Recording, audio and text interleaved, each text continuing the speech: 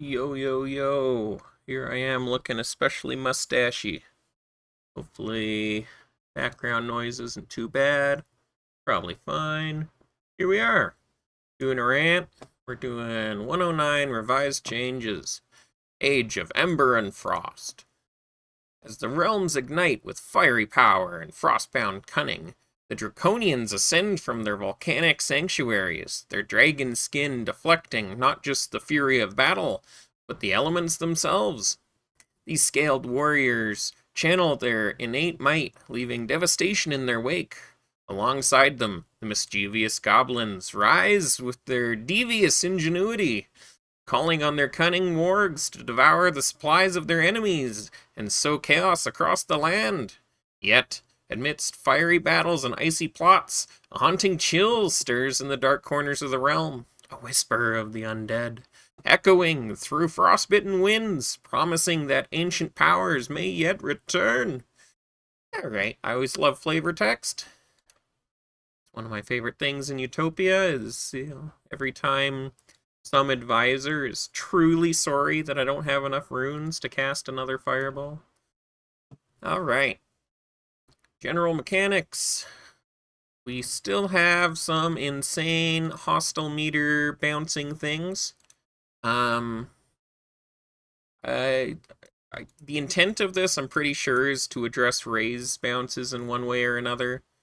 But the weird thing about that to me is this just means every time anyone wants to give hostile for every war, you can just bounce like 6 generals and 1 soldier and you get hostile. So if that was intentional because we're trying to make wars easier to give or whatever, that would be cool. But it wasn't that many ages ago that we intentionally removed meter from bounces like that. So, in my opinion, this should be scaling with the amount of offense sent.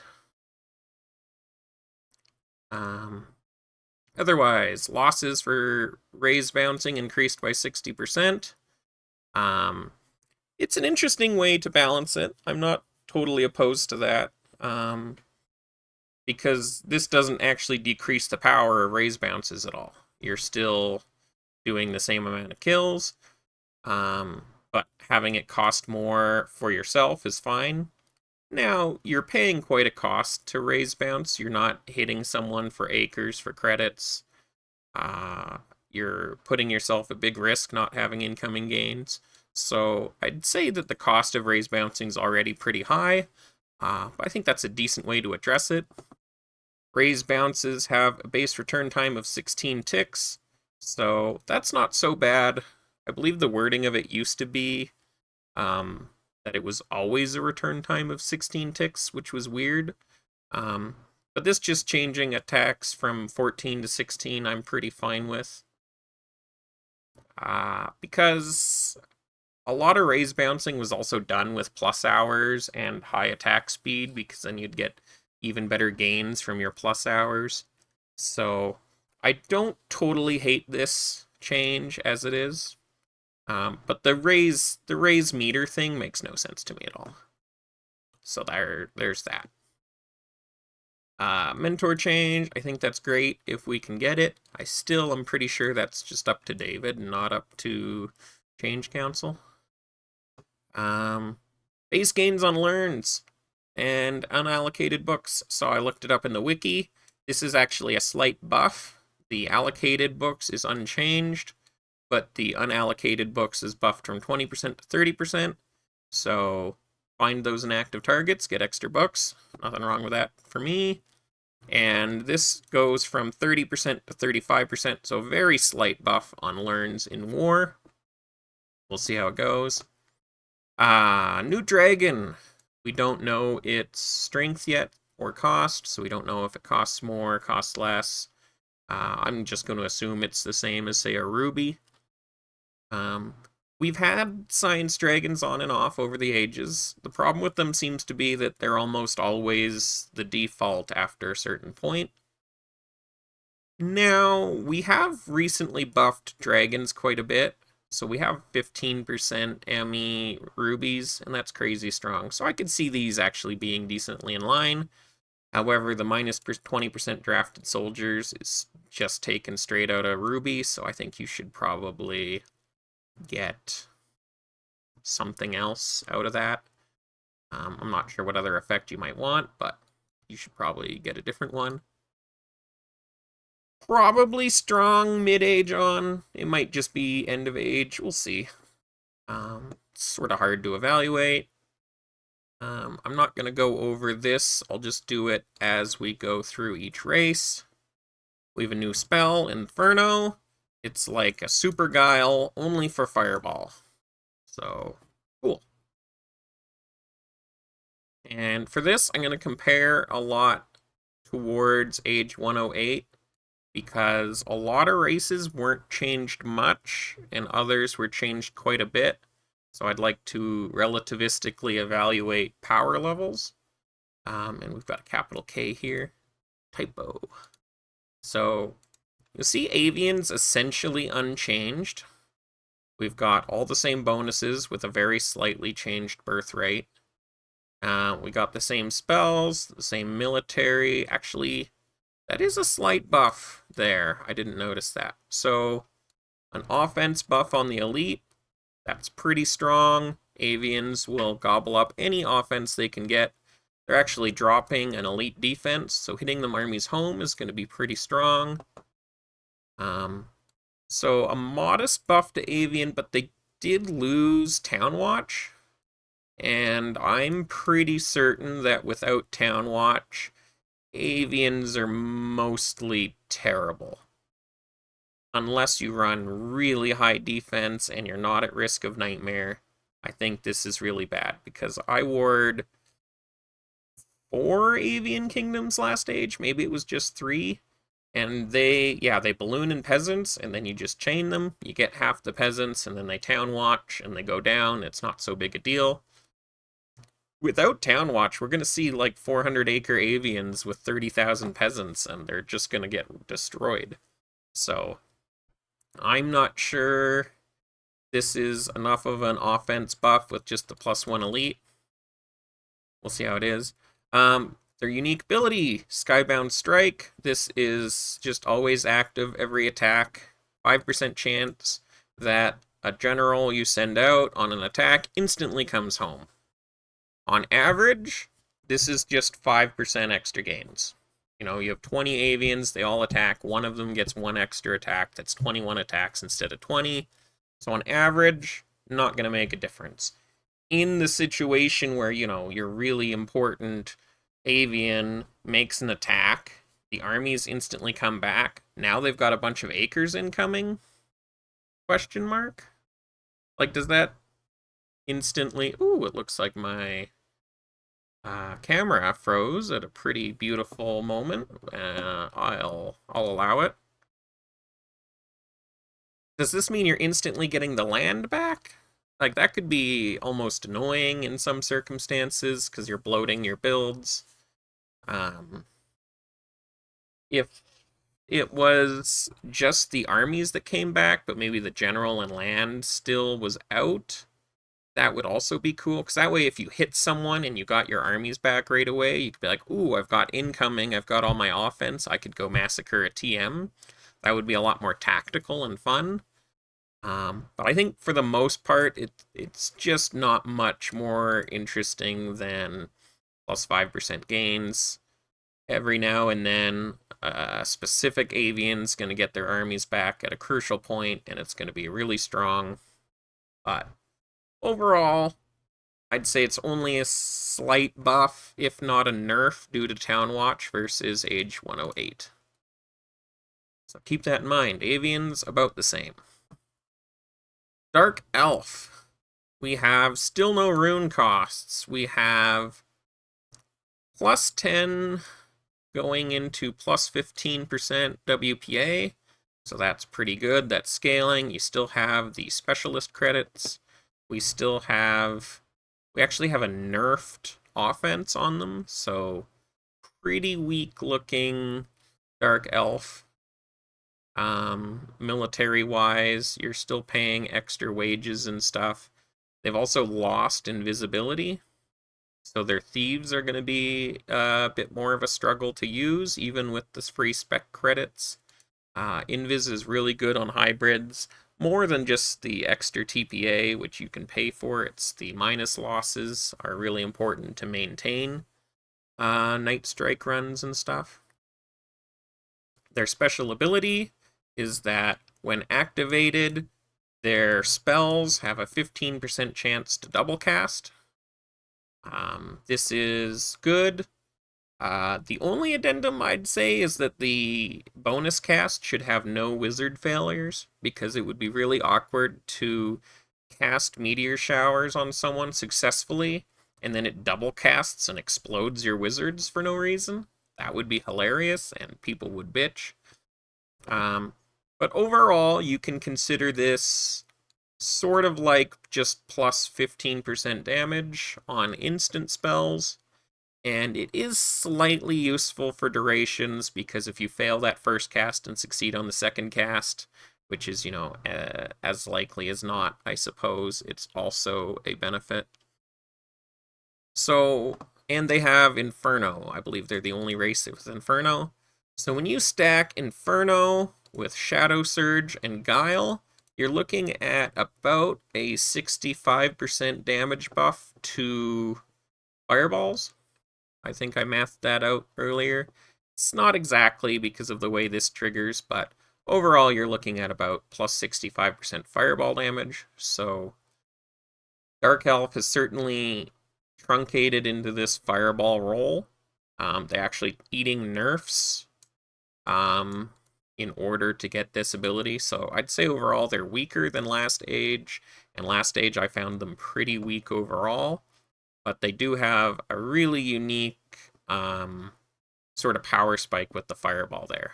And whether it can stack with personalities, I haven't seen a great way to stack this even harder. I think it's something you might want to keep a 1 or 2 of, just one Dark Elf Mystic you mix with the rest of your Mystics, and then you can abolish rituals for free, and you can get these super duper fireballs in. But having only a 10D spec, having no offensive bonus really at all, it's really hard to just stay alive as a Dark Elf. You're just gonna get chained.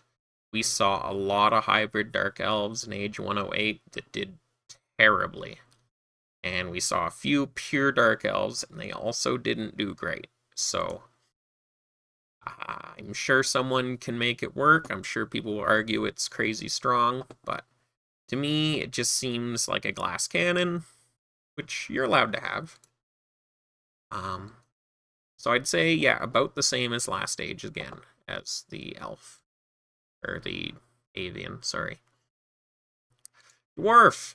We have no change in BE, no change in construction time or spells, no change in their military or their penalties. So the only change to Dwarf is their unique ability. This is an activated ability. You can use it once a day, and when you attack someone successfully, I assume that means that conquests don't count, because conquests count as failed attacks technically. So anytime you can trad, raise, mass, learn, whatever, you can raise all forts and castles on the target province. So that's very strong. It essentially makes castles worthless in war if you're facing dwarves, but it also really threatens TMs quite a bit. Mostly core aren't running forts, or if they are, it's no more than 4 or 8%. But instantly raising 15 to 25% forts on any TM that you break once is pretty rough. And since this has nothing to do with range, if you had like a cow dwarf that's just massacring TMs from on high, really broken. Out of war, very broken. You're just going to be able to one-hit TMs out of war, and they're going to get crazy mad. TMs already get crazy mad if they're hit out of war. Now they're going to get hit out of war and instantly lose, 30% of their defense. So My expectation is that we see a change on this, because on its face it just seems a little broken. So, Dwarf compared to last age, unchanged, but with a crazy strong ability. Now, again, you have to be able to break a TM once for this to matter, and Dwarves aren't the highest offense race either, but I'd say this is going to see something like a nerf. My guess would be that it does, rather than all forts, either it does like a mini raise, like a 10% raise, which I'd be fine with, or does a raises amount of damage just to forts and castles, which is going to take your 15% forts down to 10%, right? It's not going to be crazy. And the way gangbang protection works is raised buildings actually give you equal protection as lost acres, mostly because it's a bug that no one ever fixed.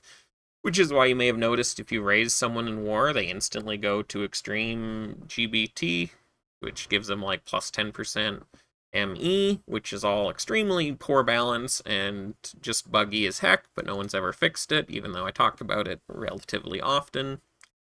Hashtag Kage, hashtag fix it. So, yeah, interesting, very strong ability here. If you compare this, I think, to Avian, this is like way stronger. So, Dwarf, pretty similar, but they've got just the one big ability. Elf. Elf, we have essentially the same, but they've lost their 1 mana a tick. They have same spells, same penalties. They got a slight nerf on military casualties, a slight buff on wages. I think overall that's not too bad either way. They have the +1 D-spec, which is crazy huge. This takes them from always breakable to very possibly unbreakable all the time. So this is a massive buff to Elf just with this. That's all you really need to make Elf crazy good. Their unique ability, Mana Well, fully restores caster's mana to 100% used once a day. If you're able to use all your mana, that's like Elf getting +4 mana per tick. +4 mana per tick. Very strong. So they're losing +1 mana a tick. So this Mana Well, in best circumstance, is like they're being buffed +3 mana a tick, which is double mana. And now if you compare that to Dark Elf, you know, if this is perfectly effective, it's like getting +1 mana a tick, not even. More like if you're a Mystic and using all your spells perfectly, this is like getting 0.6 extra mana a tick, whereas this is +3 mana a tick. And they got enough defense to be unbreakable. So, unless the assumption is people don't have runes, Elf is insanely buffed, like beyond buffed, like almost literally twice as good as they were last age. So we have Avians, Dark Elves, and Dwarves that are all about the same as last age, and an Elf which is twice as good as last age. Fairy is essentially unchanged, 10% pop, same elite, same bonuses, mostly the same spells. You got Tree of Gold. You've still got Clear Sight and Mage's Fury and Tree of Gold. Those are the most important ones. As long as you have those, everything else doesn't really matter. But I don't know if there is racial spells they don't have on this list. If anyone wants to write that out and tell me, that's fine. But I'm just going to assume it's essentially everything. So Fairy's unchanged. I thought Fairy last age was really strong. We see there's a shitload of Prince and Duke fairies on the server and not a lot of anything else. Just the mana output of these abilities when it comes to just Meteor Showers and Chastity and Greed is really strong. So, unchanged Fairy, but they do get this ability that Mystic Vortex removes all active spells when cast, and this is all the time. So, This is crazy powerful, both defensively and offensively. Um, it really, like, taking the RNG out of it completely is really strong. So that's just a big buff to fairy. Now, it doesn't really come into play all the time, right? It's more tactical. So fairy's basically the same, but with a decent buff. Um, I think this is the sort of thing that the best and brightest are going to use this to its full ability, and they're going to get a very strong buff out of it. You can even just have a token fairy that does this, right? You don't even need a wall of them. So, a pretty strong ability. It's sort of like getting pitfalls when no one else in the kingdom has pitfalls. It's that sort of thing. You might just need this because it's strong. Um, sucks to be clerics because you lose your IS, your DS. Sucks to be anyone with clear sight. Um, Funny enough, this is actually a big nerf to fairies because in general, clear sight as a fairy caster is insanely strong, but the fact that you only need to land one Mystic Vortex as a fairy on a fairy to then open them up to rogues is a big nerf to fairies, so we'll call it even, but definitely a buff, even though I just called it even. But numbers-wise, everything's the same for fairy. Halfling. Halfling gains 5% population, and is paying extra wages. Extra wages on top of extra population is pretty rough. Like, it costs you, no doubt, a fair bit. All the other change, military training time is just 10% of it is the least interesting thing in the world. I don't see anything else different, so -1 D-spec for 5% population is, I would say, a slight nerf, which is fine. I thought Halfling was pretty strong last age. Now, if you start throwing in a bunch of elites, maybe it's stronger as an attacker hybrid type with quick feet. But I don't think many people are trying that. But then they get the unique ability Sneak Attack. When operated for 1 tick, you lose no thieves.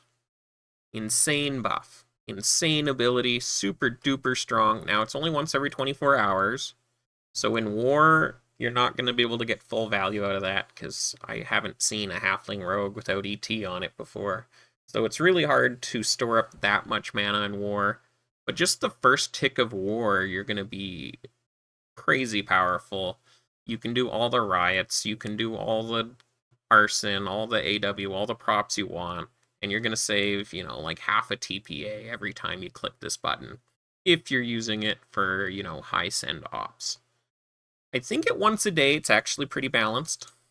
So there's that. I thought when it was before, it was like every 10 ticks or 12 ticks. I thought that was utterly overpowered. With it being once a day, I think it's reasonable. Certainly strong, but, it's not as strong as Elf, so in the end of the day, it can't be that bad. Now, if you want to run a non-halfling rogue, if you want to run hybrid, you want to run like a caster, this is still really good. Just do your once-a-day Night Strike run with no losses is very valuable. So, super strong. But I worry a little bit about the defense on halfling. I think I would stick probably to elf and fairy for the most part, but halfling seems quite strong. Human, let's see how we fixed human. Human lost 5% science efficiency. A start. All the same spells. They can't run libraries. That's a pretty big nerf to certain human strategies and only a small nerf to other human strategies. I don't think this is make or break, but it's modest. And now the big change here, I'm sure everyone's been talking about it, is the -80% defensive WPA. Obviously, I hope to everyone that's going to make a huge difference. You just can't Like, you just can't. You can't defend anything about that. Offensive WPA being, technically buffed 30% means that with your science efficiency, you're going to have literally 30% better WPA than every other core, if not better. So you're going to be able to fireball people really well. You're going to be able to landlust people really well. But people are going to landlust you for free. You're going to have every spell on you. You're going to have amnesia, fireball, everything on you all the time. And there's no racial reflect or personality reflect magic anymore. So you can't really run to that either. So it's going to be awkward. I see a lot of value for running a big human core because your humans will be able to Mystic Vortex each other really easily. So you're going to be able to get rid of that Chastity Meteor Shower Greed blanket on you really easily. But when it comes to Amnesia and Fireball, there's really going to be no defense. So if you're planning to run a couple humans, expect them to get wrecked. If you're planning to run a big wall of humans, I think it's still completely viable to run a full human core. If not almost as strong as last age, except for the personality changes. Because they did get the Warhorse, so their offenses haven't actually changed at all. And technically their offense, if they're full Warhorse, is slightly more net worth efficient, if anything. So overall, I consider this a modest nerf to human. I don't think it's enough of a nerf for a full human core to not be really strong. But I think running any token humans, just like 1 to 5 of them, even maybe less than 10 of them, you're just going to get a little bit wrecked. But then they also have this unique ability. You get an extreme activity bonus once a day, as well as your regular one, of course. So in war, that's an insane amount of net income. Assuming, your income equals wages, it's 100% of your income in 24 hours might come from this ability alone. And to me, it seems very strong. Not to mention, you're also getting science every tick. So getting an extreme bonus every day is close to a 4 or 5% science efficiency bonus in terms of how many books you're getting. So that's almost fixing the science efficiency. You have the same offense. So really the only changes are this magic effectiveness on defense and how you interact with that. So I'd just say, human probably not nerfed enough relative to, say, like Avian and Dark Elf and some of the other TMs we've seen without much of a buff yet. But then you have something like Elf, which is obviously too strong, and Dwarf, depending on what happens with their unique ability, is either unchanged and probably too weak compared to human, or maybe they're on par with human if you do keep the unique ability. And maybe if we see, Dark Elf and Avian abilities get buffed into a same sort of power level, maybe things are okay. But I'd say human, compared to last age, hasn't dropped off much. The main thing you'll see is that there's no more shepherd, so I think that's probably the biggest way that human was broken last age, and that's not around. So you have to find a different way to quote-unquote abuse your human science. So let's go to Orc. Orc has a bunch of buffs that we can see. A slight buff on their elite defense, not a huge change. It does help them slightly not get hit armies home, but almost no change there. Them getting +1 D-spec from 8 to 9 is huge. That alone probably would have made them pick up a last age. So, it's like a whole extra D-spec per acre on most builds. So that alone, very big. +1 O-spec, I don't think that changes much or matters much due to their other bonuses. So already huge buff with the defensive specialist. And we see they no longer have 15% extra casualties. A modest buff. Not a huge buff, but a modest buff. No longer minus 30% science efficiency. That's a huge buff. That's as strong as human is without any science. Like, that's a 30% swing. In ways, it's more than a 30% swing because of 70 over 10, blah, blah, blah, blah, blah. So we have big buff, modest buff, huge buff. They also gain better draft costs. I'd say that's a modest buff.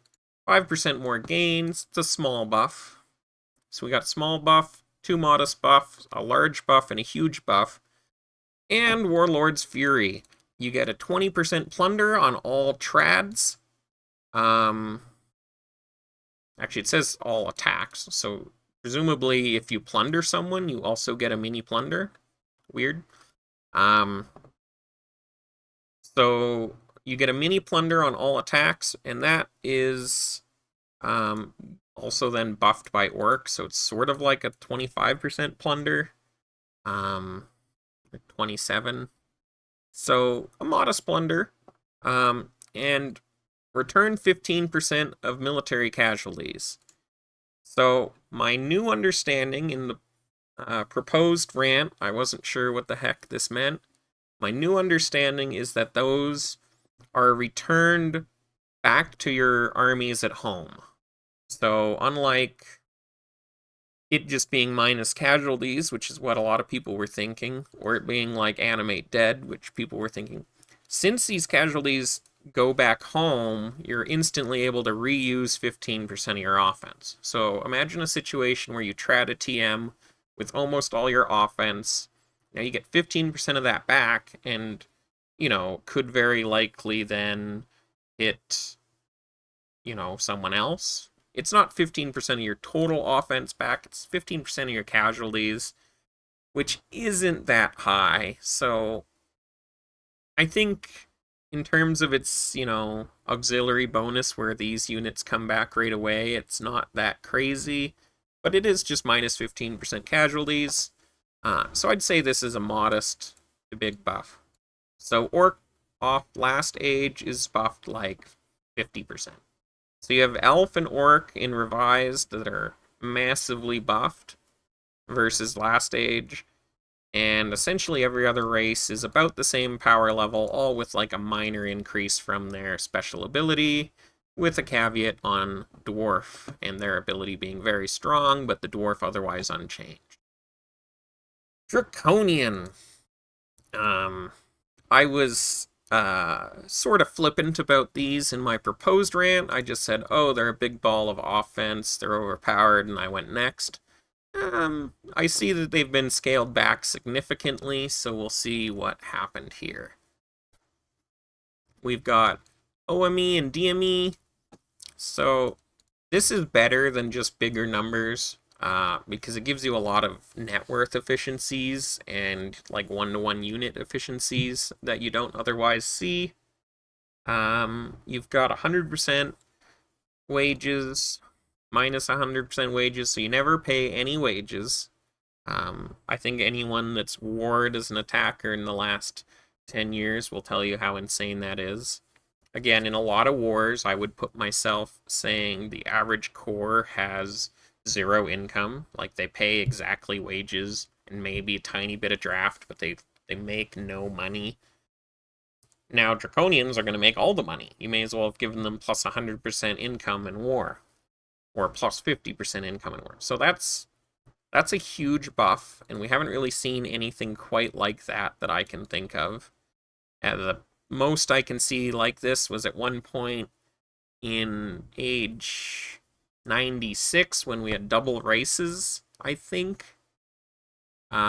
We saw like a minus 70% wages dryad at one point. It was kind of silly, and I argued how silly it was. So, crazy strong bonus. So we'll see if the rest, balances it out. Minus 15% income, so that's sort of where your minus wages come into play. It's still going to be insanely strong in war, and out of war. It does nerf your end of war ceasefire efficiency quite a bit. Getting the full elites per acre that we all want, gonna be a struggle, like no doubt. And if you have to mix in some O specs, it hurts your bottom line quite a bit. But you can still consider this like a, with horses, you're running 16.5 offense. That's pretty strong, especially with an 11-point D spec. So military-wise, pretty strong numbers. The wages thing, pretty strong. Minus 30% TPA. For the most part, I think you just cover that with watchtowers. So it's less of like a population nerf, like sometimes a TPA, WPA thing you can convert into a population conversion. This is more of a building efficiency conversion. You're just going to want to make sure you have watchtowers. Already true for most core, so not huge nerfs here. Really strong military, crazy strong economy and war, and then their ability Dragon Breath.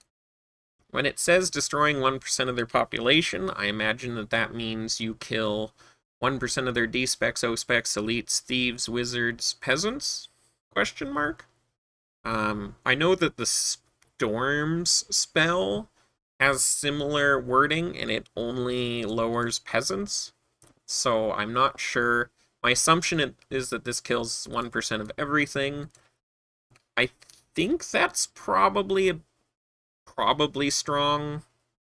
It's a little hard to say. Like, if you're just hitting someone once, like you're hitting a TM, I don't think this does much. But if you're hitting some core 2, 3, 4 times with their armies out, you kill 4% of their elites and 4% of their wizards. I think that's strong. My assumption is that this ability is really strong when chaining, and otherwise is a little bit negligible. But we'll see. I think Draconian's pretty strong. I don't necessarily think they're overpowered, except I think the wages thing is a bit too much. I mean, they do have to combat Orc, and Orc is obviously overpowered, so I would say Draconian is stronger than the likes of, Avian and probably Dwarf, but I'm not sure that they're, too strong, so I don't know.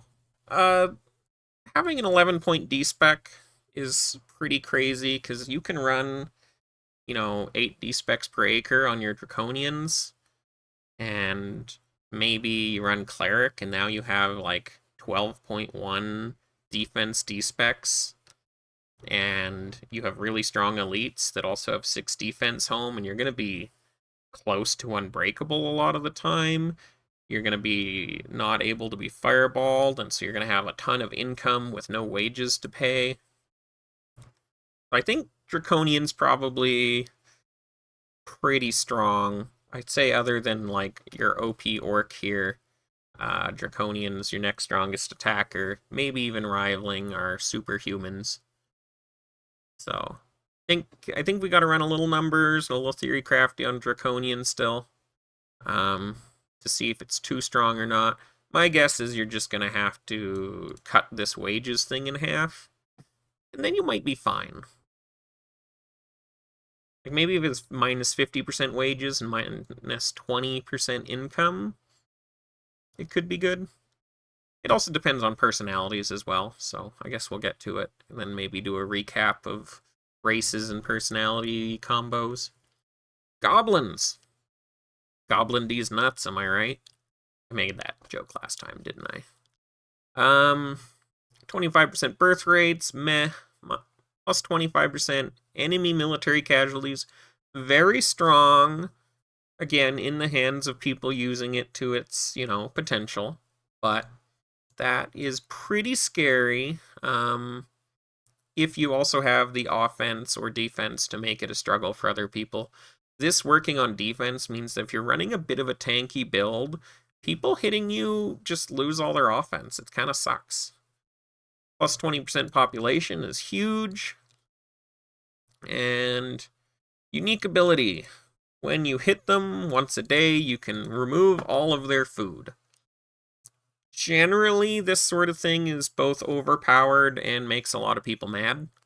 The problem I have with this, more than it being too strong in war, is that someone in the ghetto is going to get hit, lose all their food, and 12 hours later log in to like massive amounts of starving, and I think that's just really bad for the community, for medium level players and lower. I don't think this is necessarily too strong in war. I think when, competent kingdoms are warring, this is more used as a way to slow down dragon funding than it is to actually starve people. Maybe get a tick or two, it's a bit of damage, but yeah, my main problem with this is what it's going to do to people out of war. So we'll see.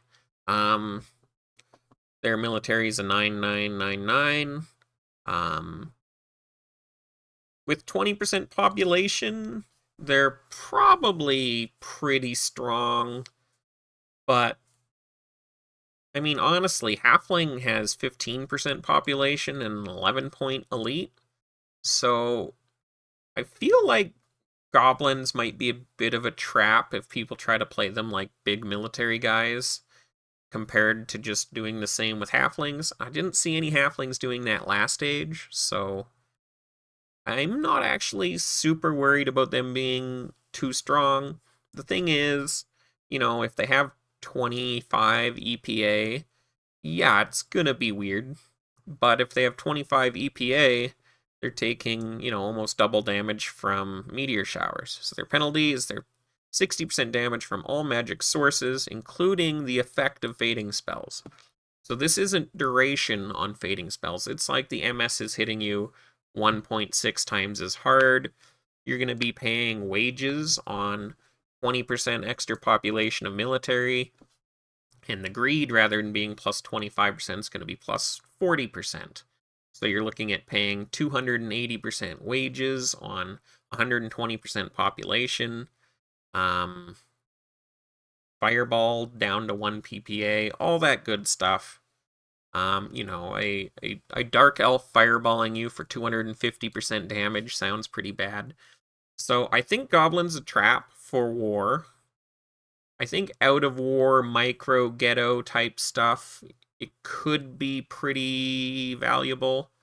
I could see a bunch of like suicide-based goblins trying to abuse military casualties working out.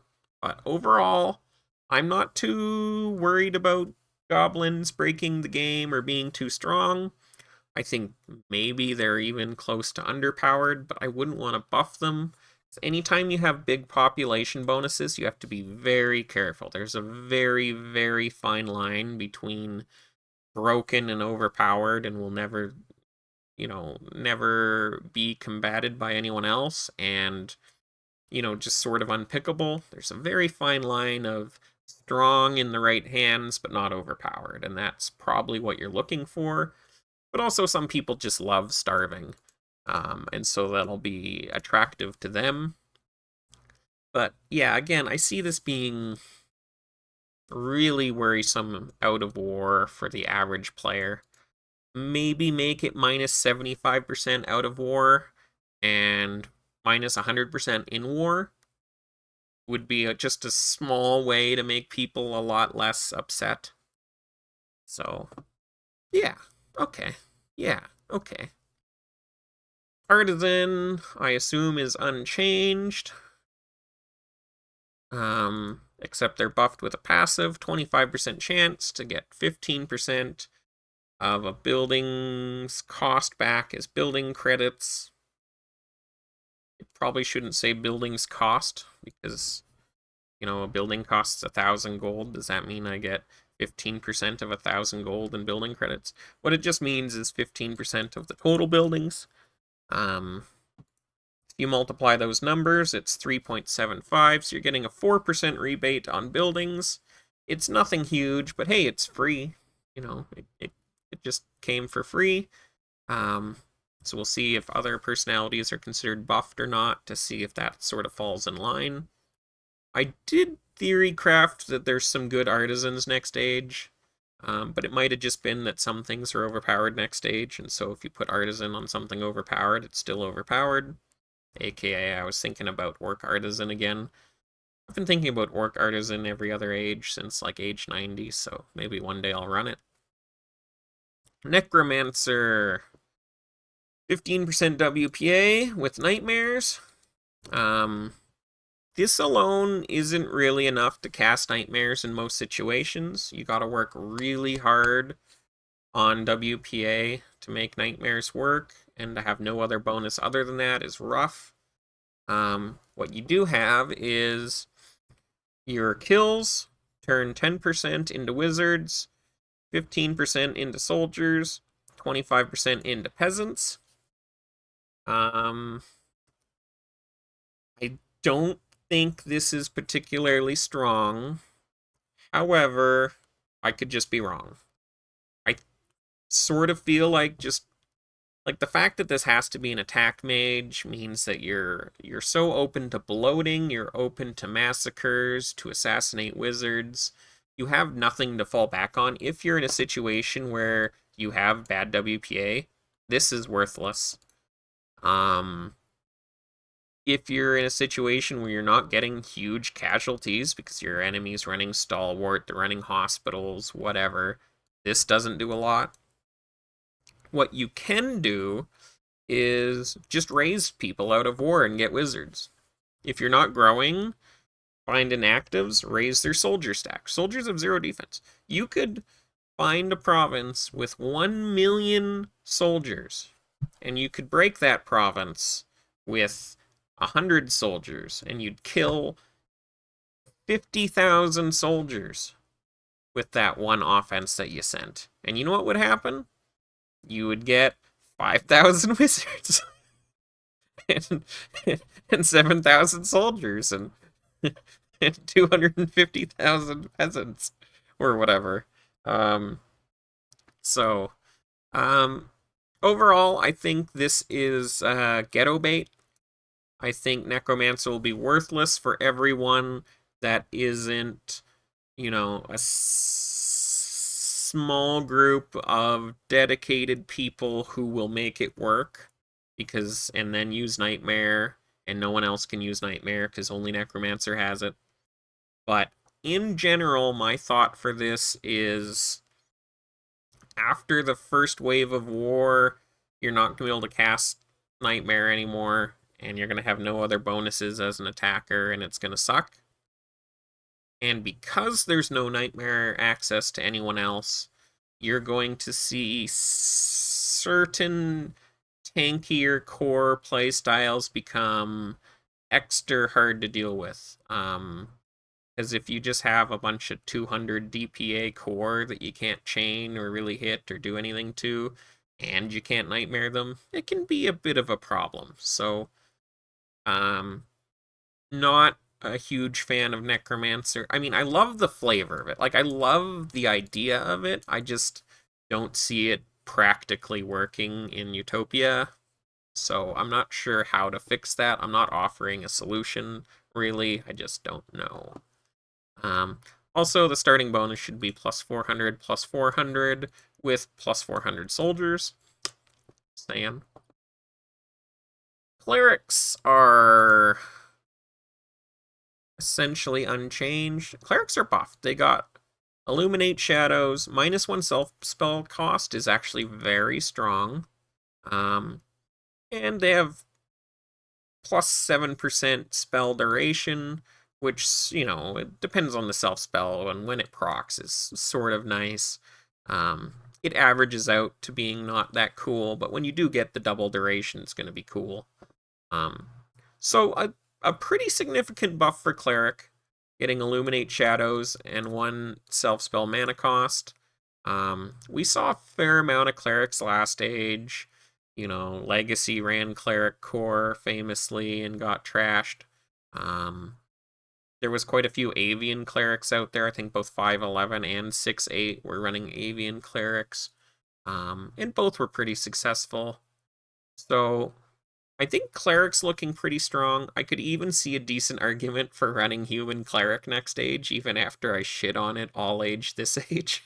So, I'm not sure if I'm hypocritical or missing the mark, or if I'm a genius there, but cleric seems pretty strong to me. You can run a cleric draconian, and you're getting so much defense and stuff. I'm not sure what you're doing with the extra mana, but illuminate shadows pairing with minus TPA is a really strong bonus, so we'll see. Also, you'll notice the necromancer has no scaling science ability. Like traditionally every personality has a science ability except for cleric, because they have rev, I think was the assumption. But we've seen changes here. Like heretic doesn't have one either anymore. Heretic's getting a flat TPA and wizard bonus. Heretic plus wizard production minus thieves lost plus TPA plus WPA with access to greater arson and meteor showers. I'm just gonna say it. Heretic's trash. Just run mystics and rogues. Like, what's the point? You're not getting any benefit from this.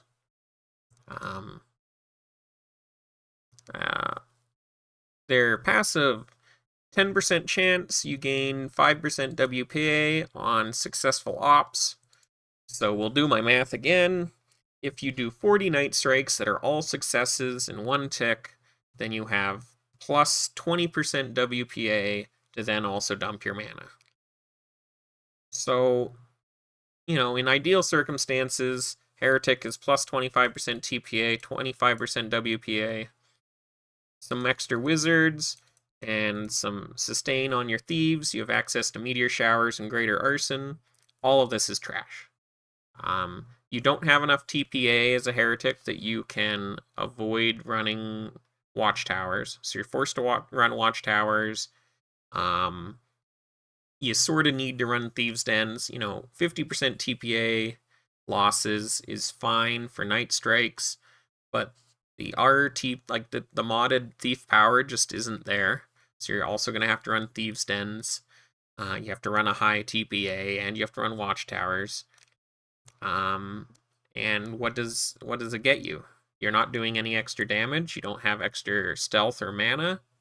Like, you're losing 20% extra damage. You're losing 2 super important spells. You're gaining a spell, but you're going to run mystics anyways, so you're not actually gaining a spell. You're gaining greater arson. You're going to run rogues anyways, so you're not really gaining anything. So what you really did was you lost 20% damage. And maybe you gain slightly on that, but as the age goes on, these are going to scale to be just as good. So I don't really get it. You have slightly better numbers, but you're losing 20% damage for the privilege. And you don't get Nightmare and Fool's Gold, which was actually why people picked Heretic. They didn't pick Heretic for bonus damage or for numbers. They picked it for spells.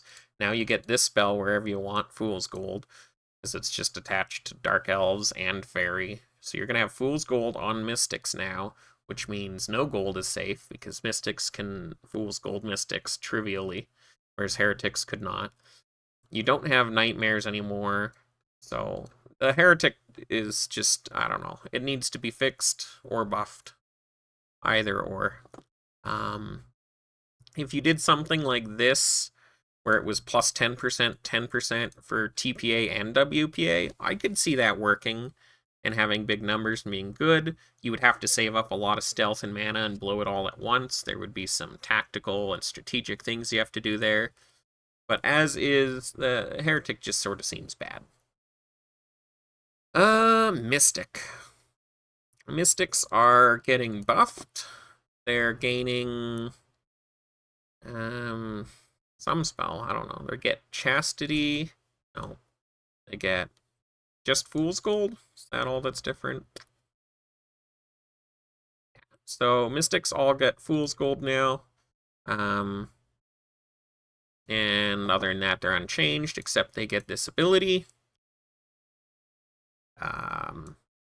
Righteous Aggressor, you convert your O-Specs to elites when you attack. Why it had to say this, because we've had elite converts on a lot of things that weren't undead. I don't know why you would reference undead there. But okay, yeah, it's just converts. It really doesn't matter much. There's not very many, I think, hybrid mystics going on that are like TM personalities. This would be like your halflings and your fairy and stuff. Past War 1 and 2, I don't think that's happening much. So this would mostly be a buff to if you're trying to run like avian mystics and stuff like that, then it's got a bit more value. So, okay, I don't mind giving some benefits to avian hybrid mystics. So, not a huge buff, actually. I think I maybe overstated how much of a buff in proposed you're seeing here. Righteous Defenders. So, this is weird because how often do you have D-specs that you want to convert into elites? I mean, I get that you can cast this spell, so you don't have to, but, like, what's the idea here? Unless you're, you got a lot of D-specs as a fairy for some reason, you're getting some free elites out of it. Otherwise, what's happening here is you get attacked and you're losing your defense to gain offense, which is, I don't think, what people want. So, I don't really get it. It's cute. I know some people specifically want toggleable converts in some ages. I don't think we're in that sort of age right now. Just because the numbers aren't there for fairies to be doing this sort of thing. So it's weird. I'm sure there's certainly value cases and it's good flavor. It's not really a buff, I don't think. So essentially mystics are just unchanged, but now all mystics have Fool's Gold, so now there's even less of a reason to run heretics than there has been in recent ages. So there you go. Rogues are unchanged, except they get 10% extra stealth, basically. I think that's the math I ran on it last time. If you do 40 ops, you will, on average, recover 10 stealth for 80 stealth. So you're getting 12% more stealth. So your 4 stealth rogues are sort of 4.5 stealth rogues now. It's a modest buff. It's nothing to sneeze at, but it's not crazy. So, not so bad. Not so bad at all. But if you compare, the scaling of crime and channeling efficiency to what you see with Heretic and Necromancer, I think there's really no comparison. I think Mystic and Rogue are just that much stronger, and we need to see some fixes for finals. Tactician is unchanged except for Dragon Immunity, which is important. Also, we have this same ability from Revised. I ran some math in Excel, and I determined that if you have a core of 15 attackers with 10 EPA, and they send all their elites on attacks, that you will slay a dragon in one wave. If you have a mix of 5 O-Spec per acre and 5 EPA, and a core of 15 attacks, you'll slay about 2/3 of a dragon. So I'd say you probably want to cut this number down a bit, because you probably don't want to be able to freely slay a dragon every wave. However, if you time your dragons to send right after an enemy wave, you're guaranteeing yourself that they tank half a dragon. And, you know, once you're a couple waves into war and offenses fall down quite a bit, the value of this goes down quite a bit as well. So maybe nerfing it too much would be an oversight. Because, yeah, honestly, after 48 hours, you've lost, you know, 2/3 of your offense, basically. So, um, you know, it's overall, it's probably a nerf to full tactician kingdoms, and a buff to your average tact. So, similar power level, no big deal. Shapeshifter. I think this is the one most people have been interested in, probably because it's the only one that's strong of the new things. So, specialists convert to elites on successful attacks. The only way this sounds different than regular is that it doesn't specify trads and conquests.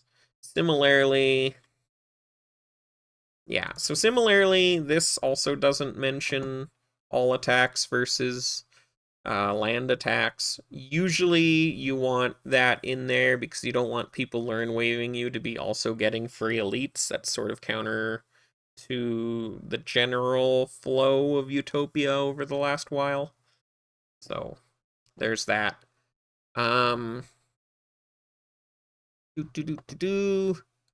You can get either, so once a day you can change 2 of your forms as shapeshifter.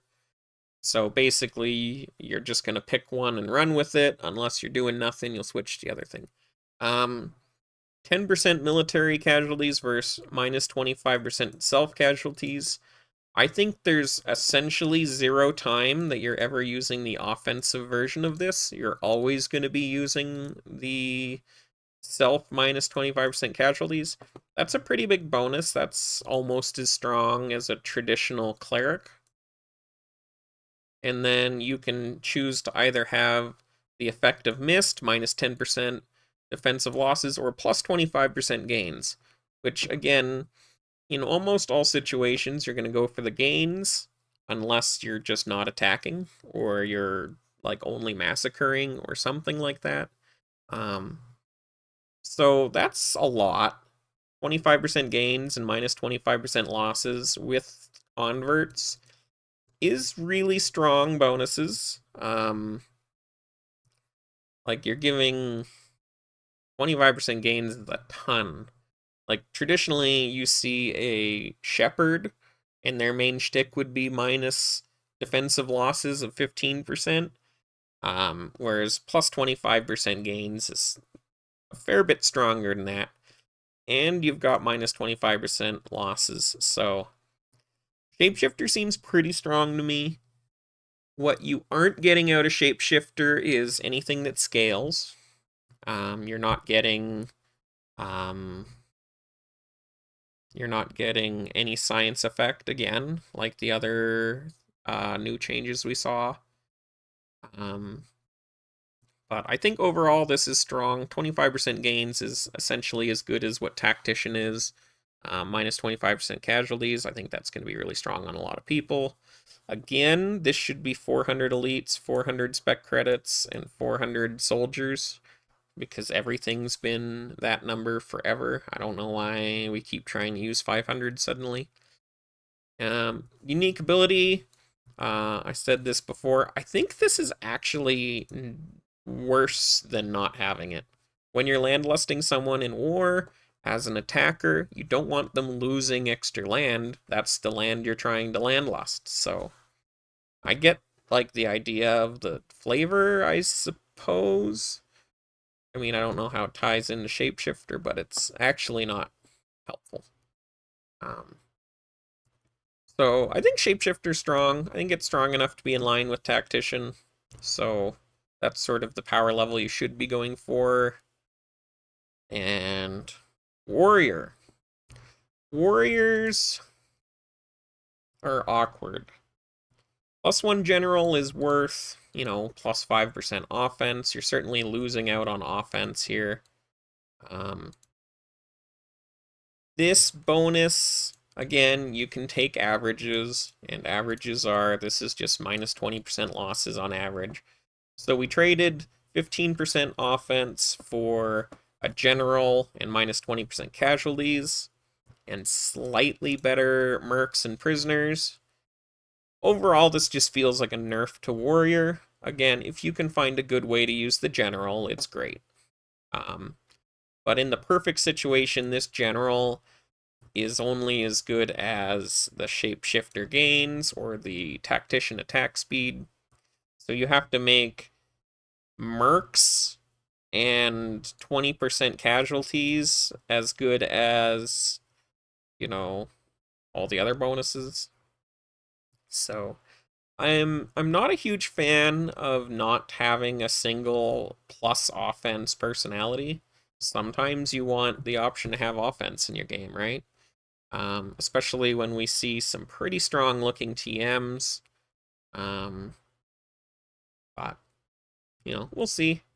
We'll see. Uh, Overall, I think you're just running orcs and draconians for the most part because their numbers are busted. The ability on dwarf is really strong, but you don't probably want a bunch of dwarves. You probably just want a couple dwarves.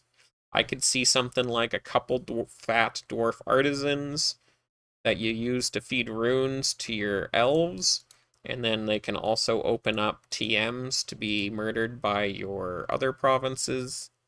I think human, a lot of people will now bypass. I mean, not enough people picked human last stage, but I think even more people will be skeptical of human. But I think it's actually almost as strong as last stage still. And yeah, orc just needs to be massively toned back. Like, it might just be that all they need is back to 8 D-spec and probably give them back their casualties. But as is, orc got like 6 buffs, and that's just too much.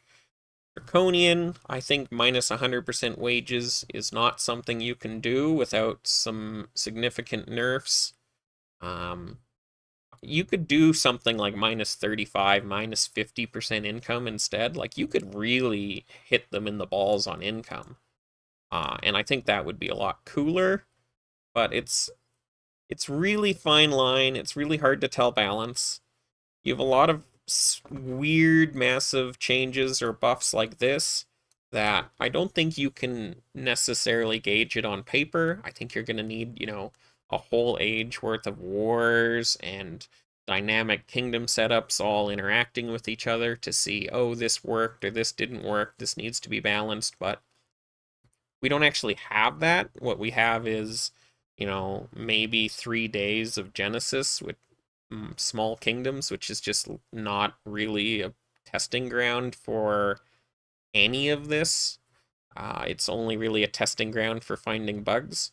And what I don't see happening is we run this for a whole age, and then next age we come back and say, okay, these are all the things that were balanced and imbalanced, and then we fix it. What I think is going to happen next stage is we're going to have massive sweeping changes again.